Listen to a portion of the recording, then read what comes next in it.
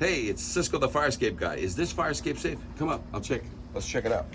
If you have a fire escape that has diamond plate on it, it's supposed to be inspected every 5 years by law, like everything else, and you can't have rust growing. So if all of a sudden you have a fire escape and you have rust growing in between the diamond plate and the steel, it's eating the diamond plate, it's eating the steel.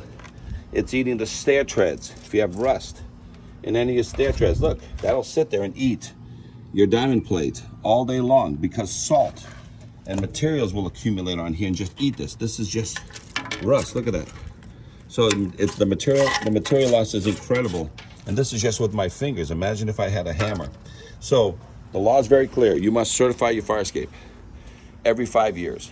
And you must keep it painted, sealed, and caulked. That's the law nationwide. There's no other states that are exempt from this. Everybody must have a second means of egress. So what's that mean for you? What can you do about it? If you have a building that has these kind of problems, take a picture, send it to your landlord, and send it to your management company and saying the law is this fire escape must be certified every 5 years. I don't think it is. If they want to ignore you, then you want to go to fire prevention, send them the same picture, and you send it to building department, same picture, and say, hey, I don't think I'm safe in this building.